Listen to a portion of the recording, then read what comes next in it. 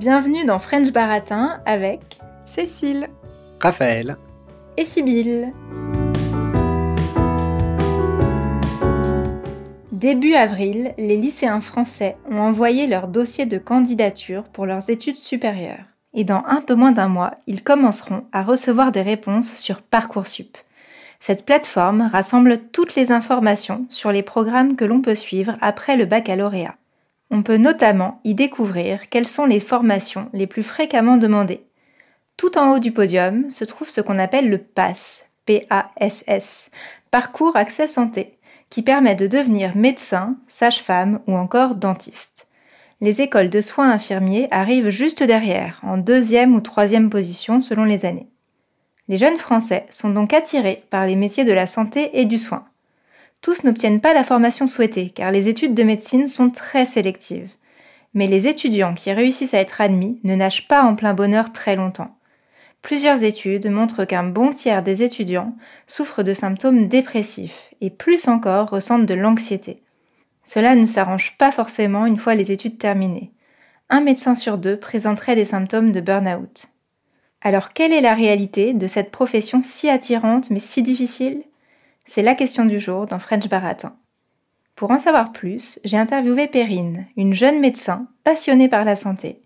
Perrine est gériatre, c'est-à-dire qu'elle est spécialisée dans la santé des personnes âgées et dans le bon vieillissement, mais vous allez voir que ses compétences ne s'arrêtent pas là. Aujourd'hui, je vous propose un format d'épisode un peu spécial. On va écouter Perrine nous raconter son expérience de médecin en 3 temps, correspondant à 3 thèmes.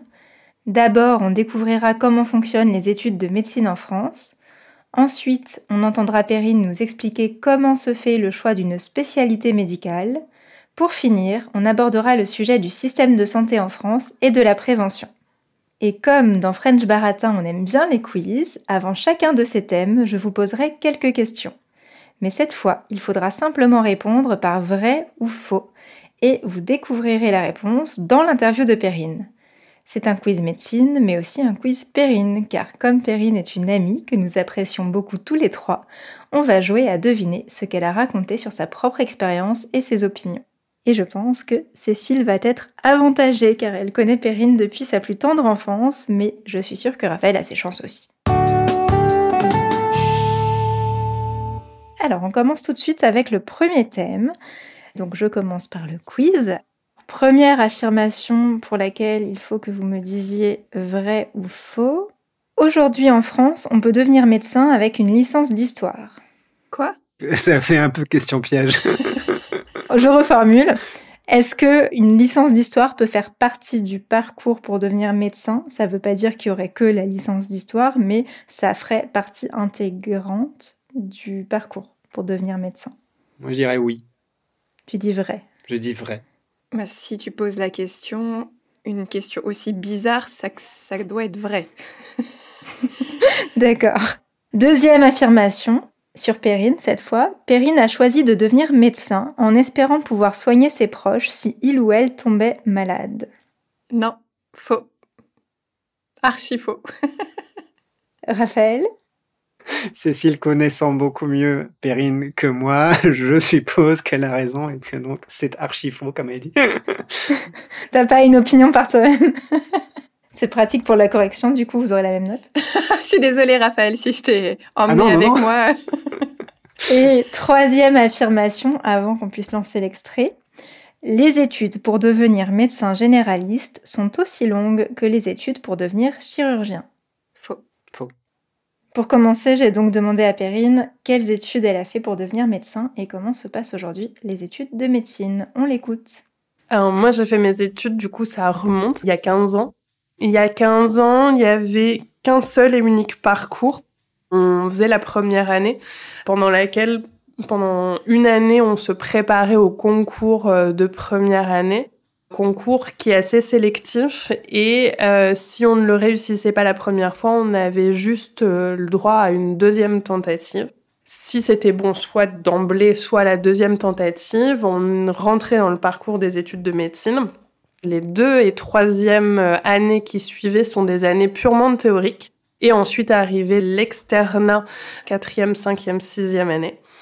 Pendant la 6e année, on préparait ce qu'on appelait le nouveau concours, donc le concours d'internat, qui était là pour tout bêtement nous classer les uns par rapport aux autres, pour qu'on puisse avoir un ordre de choix et choisir la spécialité qu'on était soit contraint à choisir, soit qu'on pouvait choisir parce que le classement nous le permettait. Et aujourd'hui, alors j'ai regardé parce que ça a pas mal changé ces derniers temps. De ce que je comprends, c'est qu'aujourd'hui, il y a plusieurs accès. Il y a grosso modo un parcours qui est similaire à ce que moi j'ai fait. Et il y a un autre parcours qui passe par une licence qui peut être aussi bien licence géographie, histoire, chimie, ça peut être tout et n'importe quoi. Par contre, il faut que les personnes qui fassent cette licence prennent l'option accès santé. Et il faut qu'ils aient au moins validé leurs 2 premières années de licence avec la validation de leur option accès santé pour rejoindre derrière les études de médecine. Et est-ce que tu peux expliquer quelle est la différence entre externat et internat ? Qu'est-ce qu'on fait quand on est externe et qu'est-ce qu'on fait quand on est interne ? Externe, c'est grosso modo la découverte. Chaque fac a son organisation. Là où moi j'étais, on changeait de terrain de stage tous les 2-3 mois et on y était à temps plein. Par exemple, à Paris, les externes ont d'office stage le matin et vont à la fac l'après-midi. C'est en fonction des régions ou des villes. Donc moi, on y était toute la journée, ce que j'aimais bien parce que la vie de service, elle est différente le matin de l'après-midi et du coup, ça permettait de voir tous les moments. Et donc, on avait ces périodes de stage, donc ça, c'est l'externat, qui est similaire aux périodes de cours, parce que du coup, on a le module cardiologie, où on va apprendre toutes les pathologies cardiaques, le module pneumologie, où on va voir donc toutes les pathologies en lien avec les poumons, et en parallèle, on devait faire du coup un stage qui correspondait à l'une de ces spécialités. Et donc là, ça permet de mettre en pratique la théorie, d'apprendre au lit du patient, de se former au fur et à mesure, de découvrir aussi ce qu'on aime et ce qu'on n'aime pas faire, de débuter des petites gardes, donc voilà, d'avoir une vision assez large. Et donc quand on arrive en 6e année et qu'on passe ce fameux concours examen classant national où on choisit donc notre spécialité en tant qu'interne, l'internat va nous permettre de nous former plus spécifiquement à cette spécialité. En fonction des spécialités, c'est plus ou moins long. Le plus court, c'est la médecine générale, actuellement 3 ans. Les spécialités chirurgicales, par exemple, sont plus longues. Je crois qu'elles peuvent aller jusqu'à 5, voire même 6 ans d'internat. Là, cette fois-ci, tout le monde est régi sur le même modèle. Tous les semestres, on change de terrain de stage. Et par exemple, dans une même spécialité, on ne fait pas que des stages en lien avec sa spécialité. Un médecin généraliste a pas que des stages en cabinet, il doit aussi faire de la gynécologie, de la pédiatrie et un autre stage libre, par exemple. Et l'idée, c'est là, pendant ce temps dédié, vraiment de se former et quand on finit l'internat, d'être apte à travailler dans sa spécialité. Alors, on va en venir à ton propre parcours. Toi, Perrine, pourquoi tu as voulu devenir médecin ? Le corps humain est une machine complexe qui m'a toujours intriguée. Donc ça, je pense que ça m'a orientée là-dedans. Après, voilà, j'ai été aussi une ado et même une enfant très attirée par les sciences.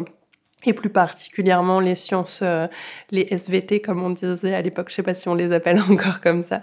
Sciences de la vie et de la terre. Et moi, c'était plus les sciences de la vie que de la terre qui m'intéressaient. Et puis, il y a cette idée que si j'apprenais comment le corps humain fonctionne et dysfonctionne, je pourrais m'en servir si autour de moi, les gens tombaient malades. Et aujourd'hui, si des proches tombent malades, je veux surtout pas les prendre en charge, à contrario. Donc, c'est assez rigolo. Mais voilà ce qui m'a amenée à faire médecine. D'accord.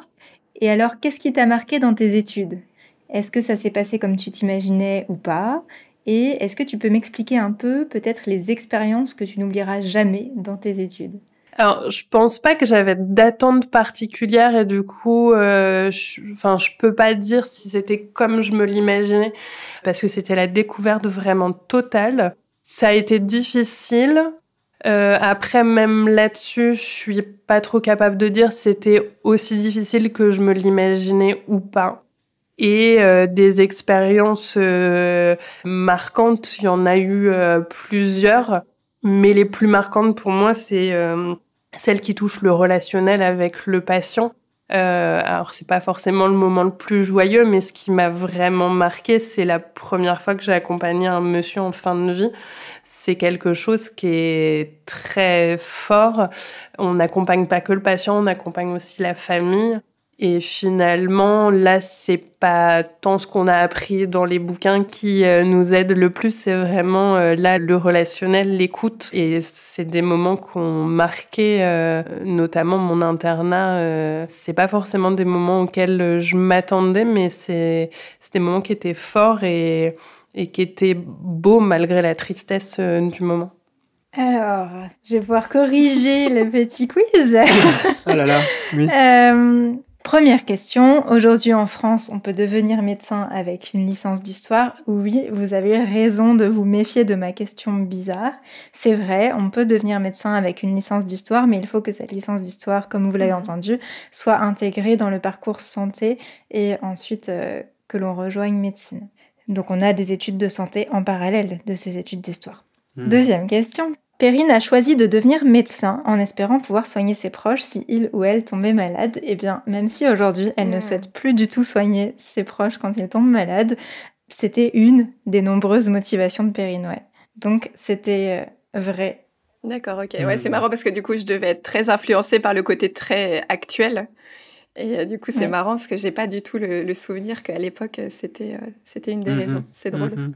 Et la dernière question, c'était les études pour devenir médecin généraliste sont aussi longues que les études pour devenir chirurgien. Et vous le saviez, c'est faux puisque c'est plus rapide de devenir médecin généraliste que de devenir chirurgien. Alors, je vais vous poser quelques questions pour vous faire réagir à ce témoignage. Est-ce que vous pensez donc que le système d'études de santé en France est bien conçu, Cécile ? Alors, à mon sens, mais du coup, je ne l'ai pas vécu. Enfin, je l'ai vécu peut-être un petit peu par procuration, mais je trouve qu'il y a tellement de pression qui est mise sur les jeunes qui sortent du bac pour passer ce fameux concours. Et je trouve que ce concours est basé, en tout cas à l'époque, sur vraiment de la théorie, et en plus par des QCM, si je me rappelle bien. L'année est tellement dense que pour moi, on sélectionne un peu les machines de guerre, plus que potentiellement des personnes sensibles, qui ont une intelligence émotionnelle, et c'est aussi une intelligence dont on a besoin quand on est médecin, et peut-être qui manque beaucoup aujourd'hui.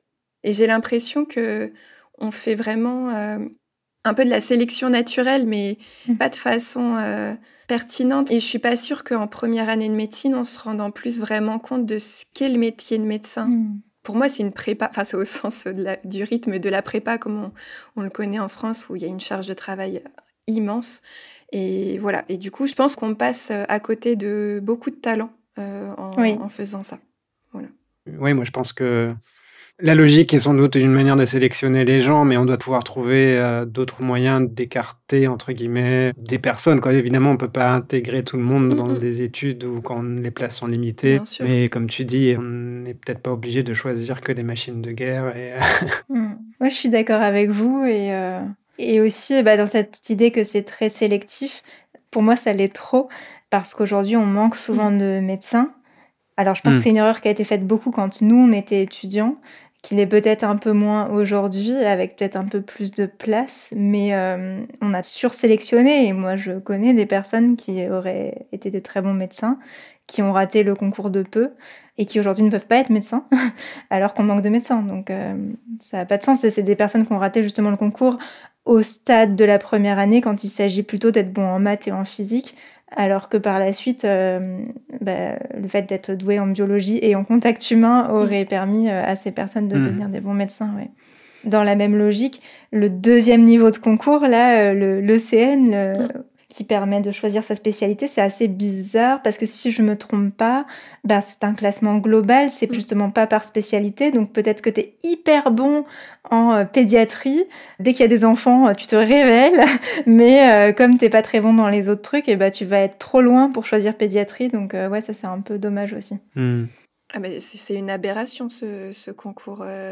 Tu peux ne pas aimer du tout une spécialité et on t'envoie dedans. Enfin, en fait, jusqu'à ta 6e année, tu sais pas si tu vas faire le métier que tu veux faire. Enfin, et du coup, une fois que tu as fait 6 ans, tu vas pas dire « Ah bah non, j'arrête ». Enfin, il y en a certains qui le feront peut-être, mais je trouve que c'est d'une cruauté. C'est très bizarre.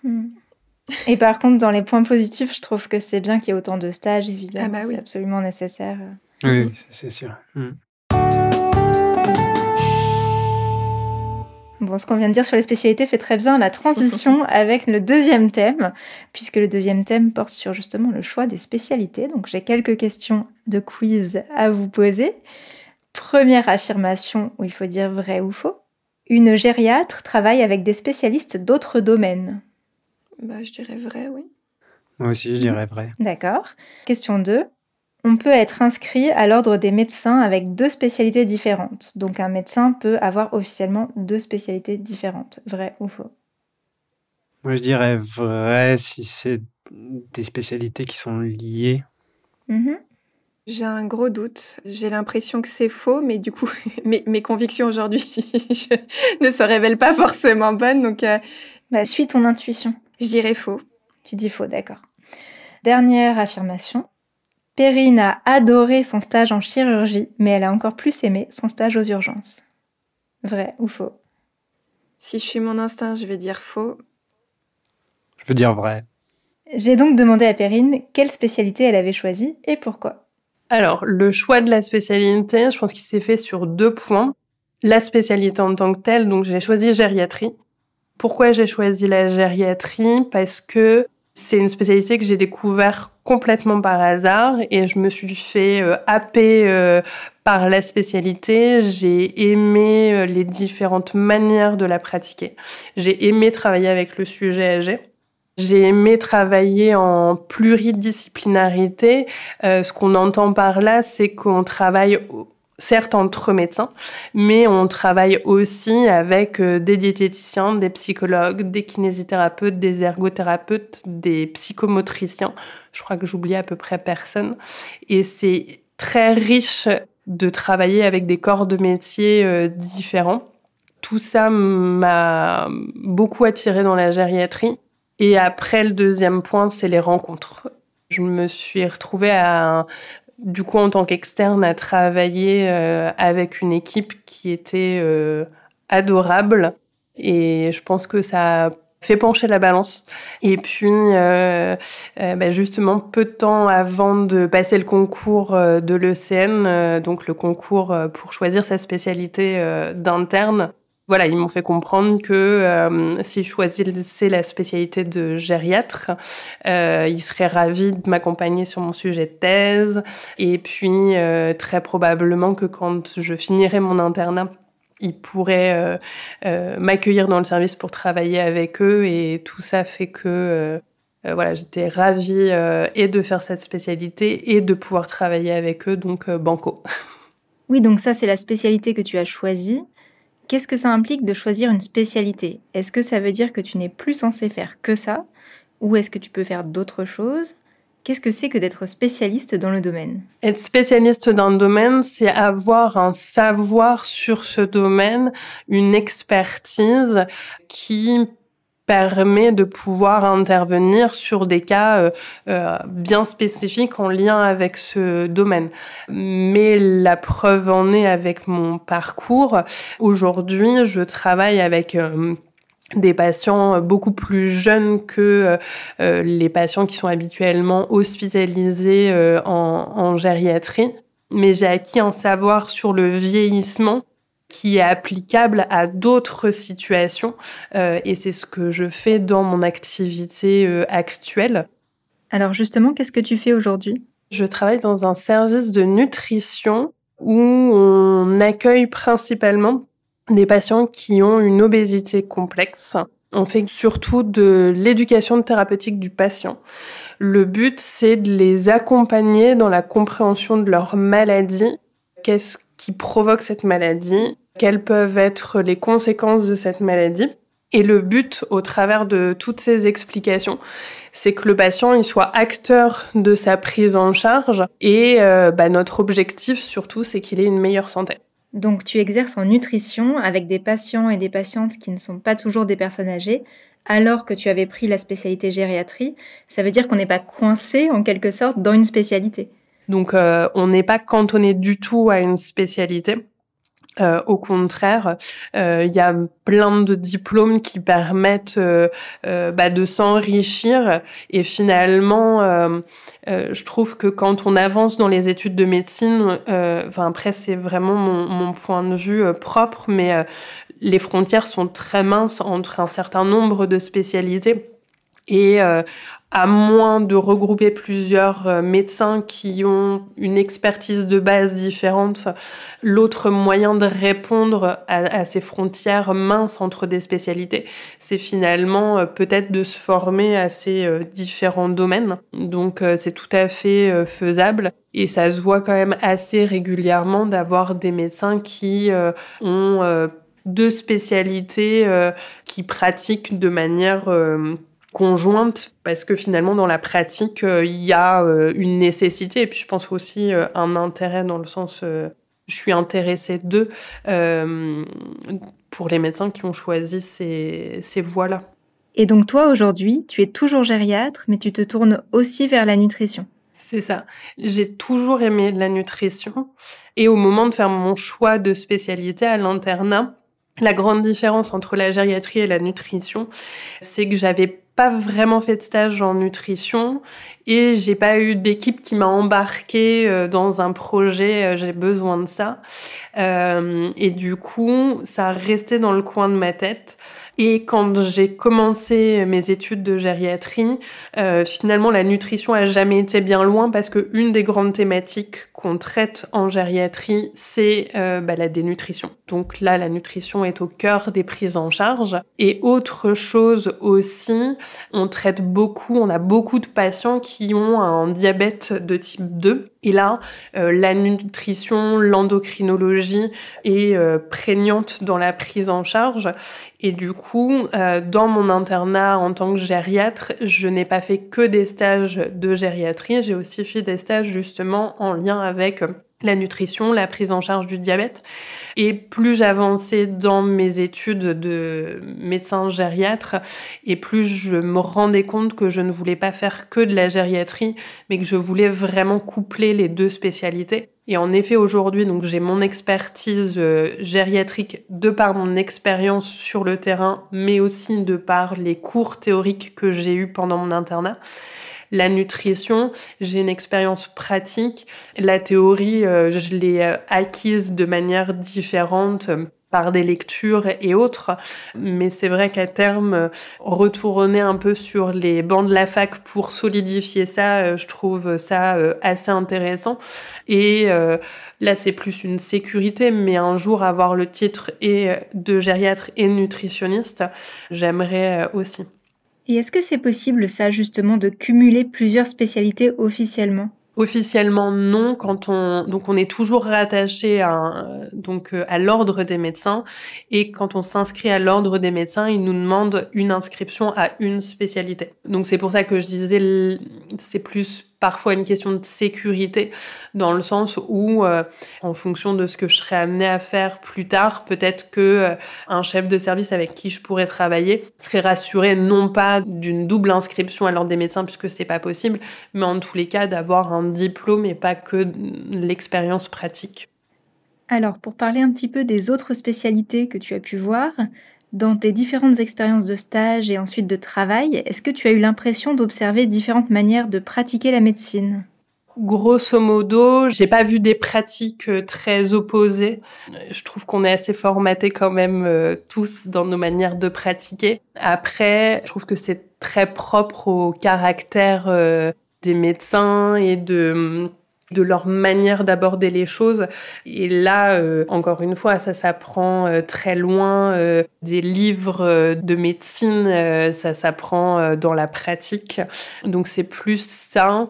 J'ai pas du tout aimé mon stage en chirurgie, par exemple, parce que l'échange avec le patient, il est quasiment pas présent. Et sur un stage de 3 mois, ça ne représente pas tous les chirurgiens de France. Mais j'avais l'impression que vraiment ce qui les animait, eux, c'était l'acte chirurgical et pas forcément le reste. Alors que moi, ça m'a jamais attirée et c'est plus le relationnel avec le patient qui m'anime. Et est-ce qu'il y a d'autres expériences de stage que tu n'as pas aimées ? Moi, je détestais les gardes aux urgences. C'est vraiment j'y allais à reculons. J'aimais pas le fait de me dire que je pouvais vraiment tomber sur une grosse urgence. C'est vraiment pas quelque chose que j'aime, l'urgence, le fait d'être dans des situations où les secondes, voire minutes comptent parce qu'on est potentiellement entre la vie et la mort. Cette montée d'adrénaline qui vient, certains médecins, et notamment ceux qui vont travailler aux urgences ou en réa, arrivent à en faire quelque chose de positif. Moi, ça pourrait presque me tétaniser. Et c'est vrai que ça, c'était pas ce que j'aimais. Et finalement, j'ai été assez peu confrontée à ce genre de situation parce que les urgences, même si on en voit, dans mon parcours, j'ai peut-être eu la chance d'en faire relativement peu. Donc vous avez vu, effectivement, première question, une gériatre travaille avec des spécialistes d'autres domaines. C'était bien vrai, comme vous l'aviez trouvé, puisque Perrine parle de pluridisciplinarité. Elle a pu travailler en tant que gériatre avec des spécialistes d'autres choses, même que de la médecine. On peut être inscrit à l'ordre des médecins avec 2 spécialités différentes. C'était bien faux. Ton intuition était bonne, Cécile. Et Raphaël a été optimiste. Il a pensé qu'on pouvait s'inscrire dans 2 spécialités, mais ça n'est pas le cas. Et enfin, sur les goûts personnels de Perrine. Perrine a adoré son stage en chirurgie, mais elle a encore plus aimé son stage aux urgences. Je pense que vous avez entendu à quel point c'était faux. Ouais, j'ai des souvenirs de Perrine me racontant justement qu'elle appréhendait les urgences. Donc j'espérais... oui. J'ai une mauvaise mémoire, donc j'espérais pas me tromper. Ouais. Alors, est-ce que vous pensez que les médecins devraient plus dialoguer entre collègues de spécialités différentes, comme Perrine a pu le faire en tant que gériatre lorsqu'elle avait des rencontres avec d'autres spécialistes ? Moi, je dirais oui. Je pense qu'il y a beaucoup de maladies. Enfin, en tout cas, il y a des maladies qui peuvent avoir des causes différentes ou qui peuvent impliquer des spécialités différentes dans le traitement et l'accompagnement des patients. Donc, je pense que c'est très important, effectivement, qu'il y ait des dialogues et comment elle a dit ? De l'interdisciplinarité. Voilà. Et toi, Cécile ? Je pense que c'est comme dans tout travail, là où on a des spécialités différentes, si on met les personnes autour d'une table, ça crée de l'intelligence collective et ça crée de la magie. On sait que le corps humain est une machine, où les réactions peuvent être multifactorielles. Donc si on s'intéresse qu'à une chose, on en oublie l'autre partie. Je pense que tout est lié. Et ça me paraît un peu étonnant de pouvoir fonctionner en silo, en fait. Donc oui, carrément. Oui, moi j'ai toujours été frappée par le fait que quand on va dans les gros hôpitaux, souvent il y a un étage pour une spécialité ou pour plusieurs spécialités, mais chacun a son couloir. Et donc on voit bien que les choses sont très séparées. Et à ce propos, j'avais entendu dans un podcast qui parlait de cas médicaux l'histoire de quelqu'un qui avait pu être bien diagnostiqué parce qu'en fait, il ne restait plus assez de lits dans la spécialité où on pensait qu'il devait être. Donc, il a été mis dans le couloir, entre guillemets, dans une chambre d'une autre spécialité. Et en fait, sa maladie relevait de cette haute spécialité. Et par hasard, un médecin est passé là et a pu comprendre son problème. C'est dingue. Donc, ouais, ça montre effectivement l'importance du dialogue entre morceaux de la médecine. Ouais. Complètement. Avant d'écouter la suite de l'interview avec Perrine, un petit rappel, nous produisons ce podcast sur notre temps et notre argent personnel et nous souhaiterions qu'il reste sans pub. Vous pouvez nous soutenir pour le prix d'un café sur Patreon, vous trouverez le lien dans la description. Merci beaucoup à celles et ceux qui le font déjà. Alors justement, puisque nous commençons un peu à critiquer le système de santé français avec nos idées de mettre fin au couloir, de changer les études de médecine, etc., on va parler du système de santé français. Et donc, je vais d'abord vous faire le petit quiz. Alors, première affirmation, Perrine voudrait que les études de médecine se concentrent plus sur les actes médicaux et moins sur la relation avec le patient. Vrai ou faux ? Faux. Faux. D'accord, je note, on va vérifier. Nous trahis pas, Perrine. Deuxième affirmation, il existe un lobby des poils. Je parle des poils pour cuisiner dedans, pas les poils qui ressemblent aux cheveux. C'est en effet à ceux-là que j'ai pensé d'abord. Moi aussi. Le lobby des poils, c'est Poeles, les poils dans lesquels on cuisine comme des casseroles mais plus plats. Est-ce qu'il y a un lobby pour ces poils-là, d'après vous, vrai ou faux ? Oui, j'ai lu un article dessus ce week-end d'ailleurs. Donc tu dis vrai, et Raphaël, tu crois Cécile là avec son article ? Ah oui, pardon, je sais pas. Je sais pas, jusqu'ici, je l'ai cru une fois, je l'ai cru 2 fois, et c'était vrai 1 fois sur 2, donc... Est-ce que tu penses personnellement qu'il existe un lobby des poils ? Oui, sûrement, oui. D'accord, tu dis vrai. Et dernière affirmation, la prévention ne peut avoir lieu que avant qu'une maladie survienne. Vrai ou faux ? Si tu poses la question, je dirais faux. Ok. Moi, j'ai envie de dire faux aussi. On a donc parlé avec Perrine du système de santé français et je lui ai demandé ce qu'elle aimerait changer. Moi, je serais favorable à une médecine moins centrée sur la médecine, où éventuellement on puisse avoir des cours de psychologie, de communication, éventuellement de culture, parce que finalement, on se retrouve à soigner des patients de cultures différentes, d'âges différents. Et un patient doit être pris en charge dans sa globalité. Et c'est pas forcément évident quand on n'a pas ces connaissances-là. Après, rien ne nous empêche de s'informer, de se renseigner par soi-même. Mais c'est des choses qui pourraient être intéressantes, quelque chose de plus tourné vers l'autre et pas tant sur les connaissances. Après, c'est aussi... Enfin, on a des études qui sont longues et qui sont denses, donc ça ferait toujours des informations en plus à apprendre. Et donc voilà, il y a ce point-là. Mais ouais, moins centré sur la médecine. Ok, super intéressant. Je crois que je t'ai déjà entendu dire aussi qu'il faudrait faire plus de prévention. Qu'est-ce que tu peux me dire à ce sujet ? Moi, ma phrase, c'est « il vaut mieux prévenir que guérir ». Donc, moi, à terme, j'aimerais faire beaucoup plus de prévention. Là, d'une certaine manière, j'en fais dans mon quotidien. Mais j'aimerais que ce soit encore plus prégnant. Par exemple, une spécialité dont j'avais pas du tout compris le but quand j'ai fait mes études, c'est de la spécialité de santé publique. Et en fait, ils font des états des lieux de ce qui se passe en termes de santé à l'heure actuelle. Et derrière, il y a toute une réflexion de qu'est-ce qu'on peut mettre en place.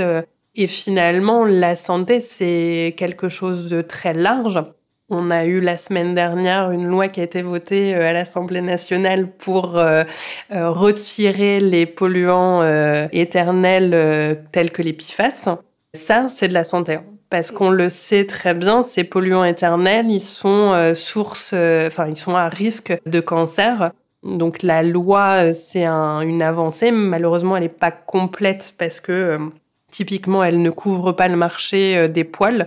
Donc on fait quand même notre cuisine tous les jours dans des poils qui peuvent contenir des PFAS. Mais c'est déjà un pas en avant et la prévention, ça passe aussi par ça. Donc il y a ce qu'on entend en termes de santé mentale, de santé physique, faire de l'activité physique, manger équilibré, prendre soin de sa santé mentale, etc., etc. Mais finalement, c'est beaucoup plus large que ça. Et c'est des décisions qui sont parfois pas seulement entre le patient et le médecin. Et je trouve ça hyper intéressant. C'est quoi les PFAS ?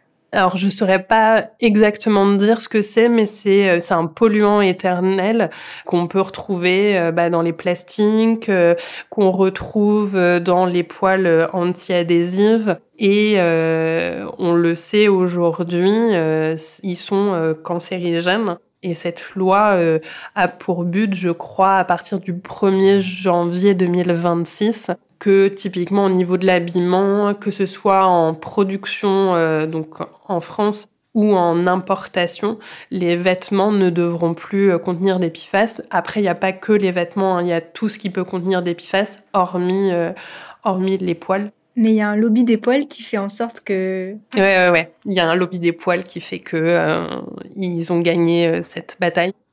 Donc on parle de prévention, mais finalement on n'a pas vraiment défini le mot. Qu'est-ce que c'est la prévention ? Alors déjà, on va parler de différents types de prévention, et notamment la prévention dite primaire et la prévention secondaire. La prévention primaire, c'est tout ce qu'on va mettre en place pour éviter qu'une pathologie survienne. Par exemple, en faisant de l'activité physique, en ayant une alimentation adaptée, on évite un certain nombre de maladies dites métaboliques. L'hypertension artérielle, le diabète, la maladie de l'obésité, c'est pas aussi simple que ça, mais on peut voir les choses comme ça. Donc là, la maladie n'est pas survenue et on met en place un certain nombre de choses pour que ça ne survienne pas. Quand on est en prévention secondaire, l'événement a eu lieu. Par exemple, quelqu'un qui fait un infarctus du myocarde. L'infarctus du myocarde, c'est quand les artères du cœur se bouchent. Dans cette situation-là, donc l'événement aigu a eu lieu. Et là, on va faire en sorte qu'il ne se reproduise plus. Donc, un patient qui a eu son infarctus parce que, par exemple, il fumait, on va l'aider à se sevrer du tabac. Si, par exemple, son alimentation était très déséquilibrée, on va voir avec lui pour rééquilibrer son alimentation. Enfin, plein de petites choses comme ça, dont le but est que l'événement ne resurvienne plus. Ok, donc il faudrait continuer à développer la prévention. Et pour continuer sur le thème du système de santé français et de ses limites, pour toi, quelles sont les plus grandes difficultés que rencontrent les médecins en France aujourd'hui ? Qu'est-ce qui rend le métier difficile ? Il y a une problématique à laquelle on peut être confronté en France, c'est le manque de moyens parfois pour mettre en place des prises en charge. Dans nos études de médecine, on n'est pas du tout formé sur l'économie de la santé, sur la partie finance. Du coup, on a vraiment envie d'accompagner nos patients au mieux, mais il y a cette réalité de... une consultation, c'est tant, une prise en charge à l'hôpital, c'est tant. Et en plus, il y a des réformes régulières. Les services de rééducation en ont fait les frais, là encore, récemment. Et du coup, la manière dont l'assurance maladie finance les hospitalisations a changé. Et donc, ça impacte le fonctionnement des hôpitaux. Et du coup, ça peut impacter les moyens donnés aux services. Et ça, souvent, le corollaire direct, c'est qu'on manque de moyens humains. Or, on fait un métier dont la base est l'humain. Donc, c'est des choses qui fait qu'on peut être en contradiction avec les directions, par exemple, et les décisions qui sont prises. Moi, de mon point de vue, c'est la chose qui, aujourd'hui, rythme le plus les difficultés rencontrées. Le manque de moyens humains. Donc, l'amélioration qu'il faudrait apporter, pour toi, ce serait quoi ? Est-ce qu'il faudrait mettre plus d'argent, recruter plus ? Malheureusement, je maîtrise trop peu, mais oui, dans un monde idéal, plus on est et mieux c'est. Que ce soit en gériatrie ou que ce soit là en nutrition, pour accompagner un patient dans des gestes simples comme une toilette. Des fois, il faut être 4 personnes parce que les raisons vont être différentes. Un patient âgé qui a des troubles cognitifs, ça va être un moment anxiogène pour lui. Et du coup, il va falloir le faire le plus doucement possible. Éventuellement, il va falloir qu'une personne lui parle. Donc, parmi les 4, il y a peut-être une personne qui sera juste dédiée pour lui parler. Mais ce qui fait qu'on a besoin d'autant des fois pour accompagner un patient. Vous voyez, vous avez eu tout bon sur ce thème-là. Effectivement, c'était faux que Perrine veuille que les études de médecine se concentrent plus sur les actes médicaux et moins sur leur relation avec le patient. Il existe un lobby des poils, oui, c'est vrai. Un lobby des revêtements de poils, pour être plus précise, qui, du coup, essaye de faire en sorte de pouvoir toujours utiliser des matières en fait polluantes et cancérigènes parce que probablement que ça coûte moins cher ou en tout cas c'est plus efficace pour que ça glisse bien dans la poêle. Et enfin, la prévention ne peut avoir lieu qu'avant qu'une maladie survienne. Vous aviez raison, c'est faux, puisque Perrine parle de prévention secondaire. On peut mettre en place des choses pour qu'il n'y ait pas de récidive d'une maladie. T'avais raison de m'écouter, Raph. Oui, cette fois. Ouais, cette fois. Alors, je vais vous poser une question pour réagir à ce qu'a dit Perrine. Est-ce que vous êtes d'accord avec elle et est-ce que vous avez d'autres idées d'amélioration du système de santé français ? Oui, à 100% d'accord avec elle. Déjà, on se rend bien compte, je trouve déjà nous, en tant que simples citoyens, que c'est pas toujours simple d'avoir un rendez-vous chez le médecin aussi. Donc clairement, il en manque. Et ça permettrait aussi de pouvoir prendre en charge tout le monde, mais peut-être d'accorder plus de temps à chacun. Parce qu'à force de vouloir aller vite, parce que y a pas le choix, je pense qu'il y a des pathologies peut-être qui sont un peu laissées sur le côté. Et c'est quand même dommage. Et sur le plan de la prévention, c'est marrant, la sécurité sociale rembourse donc la médecine allopathique, enfin la médecine, on va dire, pas traditionnelle, mais scientifique, avec des médicaments. C'est ça, et parfois, pour tout ce qui est prévention, ça pourrait être le sport, la nutrition, la santé mentale, enfin vraiment des actes de prévention où parfois, en fait, on va voir, je sais pas, des naturopathes, des psychologues, etc. Et ça, c'est pas pris en charge par la sécurité sociale. Ça peut être pris en charge par certaines mutuelles, par contre, mais du coup, c'est pas à destination de toutes les bourses. Et du coup, je trouve que c'est dommage parce que, à force de...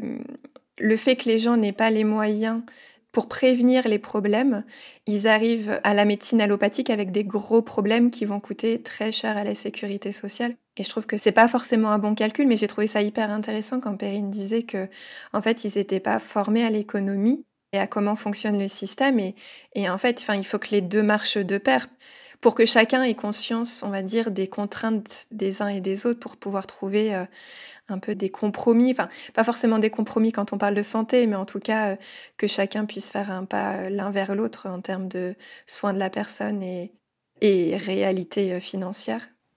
Par contre, sur le plan de la prévention, ça s'améliore parce que tu dis que les séances chez le psy ne sont pas prises en charge par la sécurité sociale, mais en fait maintenant un peu. Il y a un dispositif qui vient d'être mis en place qui s'appelle Mon soutien psy et qui propose jusqu'à 12 séances d'accompagnement psychologique, mais chez un psychologue partenaire. Et c'est là que ça pose problème, je crois, parce que la liste est assez courte, c'est pas forcément le psy avec qui on va bien s'entendre, et voilà, donc c'est un petit peu limité. Oui, j'ai regardé, j'ai pas trouvé, je le dis, parce que ça m'intéressait beaucoup. Ah oui. J'ai pas, il y avait très peu de personnes dans mon périmètre et effectivement, la personne que j'aurais pu potentiellement trouver n'avait plus de disponibilité. Donc, manque de moyens. Mais oui, effectivement, il y a des progrès, effectivement. Je suis d'accord avec ça.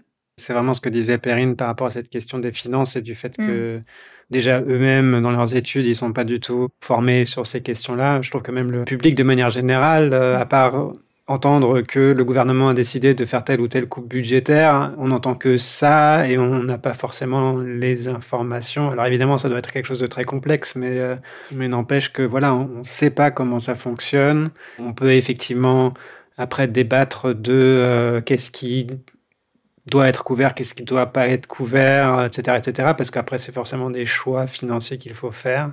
Mais ouais, c'est une vraie question, quoi. Et je pense que c'est là que parfois, il y a des arbitrages qui sont faits et qui sont pas... ou avec lesquels on peut être d'accord ou pas. Tout à fait. Alors, pour terminer sur une note plus positive, j'ai demandé à Perrine quelques conseils pour les étudiants en médecine, actuels et futurs, et aussi des conseils pour nous tous qui vieillissons un peu plus chaque jour. Aujourd'hui, si un lycéen ou une lycéenne te disait qu'il ou elle aimerait faire médecine, quel conseil tu lui donnerais ? De prendre soin de lui. Je pense que c'est le conseil que j'aurais aimé qu'on me donne, moi, à l'époque. Les études de médecine, elles sont longues, mais elles sont denses aussi. Et on peut vite se faire happer par cette densité, par ce rythme. Sans compter qu'on passe dans plein de services différents et être médecin, ça veut dire côtoyer la vie, mais aussi côtoyer la mort. On n'est pas forcément armé, parce que quand on commence l'externat et qu'on commence les stages, on a 21, 22 ans, ce qui est quand même assez jeune. Du coup, on n'est pas forcément armé pour être confronté à ce genre de situation. Donc tout ça mélangé fait que c'est pas forcément simple. Et on nous encadre pas forcément à prendre soin de soi. Or, c'est quelque chose qui est essentiel. Les chiffres montrent malheureusement que les étudiants en médecine font partie des étudiants qui se suicident le plus, au même titre que les médecins. C'est une profession où on a un taux de suicide qui est assez fort. Et je pense que c'est en partie expliqué par tout ça. Donc vraiment prendre soin de soi, bien s'entourer, avoir des super amis qui font des pauses goûter avec eux. Alors pour finir, puisque tu as justement une expertise en gériatrie et en nutrition et que tu penses que la prévention est importante, quel grand conseil tu donnerais à nos auditeurs et nos auditrices pour qu'ils vieillissent bien plus tard, ou bientôt, et pour qu'ils soient en forme du point de vue de la nutrition? Du point de vue de la nutrition, c'est déjà se faire plaisir quand on mange, c'est quelque chose d'essentiel. Essayer autant que possible de couvrir les besoins de l'organisme par les repas quotidiens. Et je crois que c'est déjà 2 conseils qui, si on les met quotidiennement en place, sont bons. Et pour bien vieillir ? Déjà, il n'y a pas de recette miracle. Et puis, l'équilibre, finalement, qui est pas si simple que ça à trouver, hein, mais l'équilibre dans nos domaines de vie, dans notre rythme, au niveau de notre santé mentale aussi, c'est tout ça qui met le plus de chances de notre côté pour vieillir au mieux. Voici donc la conclusion de Perrine. J'espère que vous allez bien suivre ces conseils. Et de votre côté, dites-moi de quoi vous rêvez pour le système de santé français et pour les médecins. Et Cécile, tu peux aussi nous dire ce dont tu rêves pour Perrine, que tu as vu devenir médecin. Alors, de quoi je rêve? Je dirais un peu comme on l'a déjà dit quand on parlait du système éducatif. Je pense qu'il est aussi important de prendre soin des patients que de prendre soin des médecins. Et ce, dès la formation. Et de faire attention à avoir des profils différents dans les étudiants en médecine et qu'ils soient dans les spécialités qu'ils aiment autant que dans les spécialités dont ils ont les compétences. Et forcément, comme on le dit souvent aussi, que l'argent c'est le nerf de la guerre, donc qu'il y ait plus de moyens, à la fois pour que les médecins puissent faire bien leur travail et que pour les patients qu'ils soient bien soignés.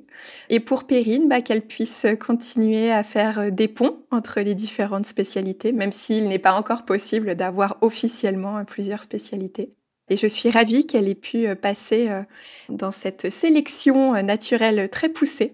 Et j'étais heureuse de pouvoir être à ses côtés un petit peu pendant toute cette période. Mais en tout cas, c'est chouette de voir tout le chemin parcouru. Voilà. Et toi, Raphaël, de quoi tu rêves ? Que le système français ait plus de moyens, en tout cas aussi sur le plan du personnel. On manque beaucoup de médecins, même généralistes et tout, en ville. Et puis aussi plus d'interdisciplinarité. Donc effectivement, le fait que les spécialités travaillent plus ensemble pour un meilleur accompagnement des patients. L'exemple que tu donnais tout à l'heure de ce patient qui finalement a pu être diagnostiqué correctement parce qu'il s'est retrouvé dans le mauvais service, entre guillemets, oui. c'est quand même quelque chose de flagrant, quoi. Ok. Moi, j'ai les mêmes rêves que vous, hein, globalement. On pourrait peut-être ajouter une meilleure rémunération du personnel soignant et pas que des médecins. Le personnel soignant, infirmier, infirmière, aide-soignante... aides-soignants, toutes ces personnes-là ne sont pas du tout aussi bien payées que les grands spécialistes. Alors c'est normal, hein, le niveau d'études n'est pas le même, mais par contre la charge de travail, elle est très importante aussi, et le travail n'est pas non plus facile. Là aussi, il faut accompagner des patients en fin de vie, il faut faire face à des situations difficiles, et donc je trouve que être payé aussi peu que certains le sont, c'est-à-dire très proche du SMIC, si ce n'est au SMIC, c'est-à-dire le salaire minimum en France, eh bien c'est trop peu pour des personnes qui prennent soin des autres. C'est vraiment une activité qui a de la valeur pour la société, et donc on devrait la revaloriser aussi financièrement, à mon avis. Pour conclure, encore un grand merci à Perrine de s'être prêtée au jeu de l'interview pour French Baratin. Comme elle le dit si bien, prenez soin de vous, mangez de bonnes choses, reposez-vous et surtout écoutez de bons podcasts. Et si vous cherchez une activité pour vous occuper la prochaine fois que vous devrez patienter dans la salle d'attente d'un médecin, rejoignez notre Patreon où vous trouverez une transcription complète et de nombreux bonus. À bientôt dans French Baratin. À bientôt. À bientôt.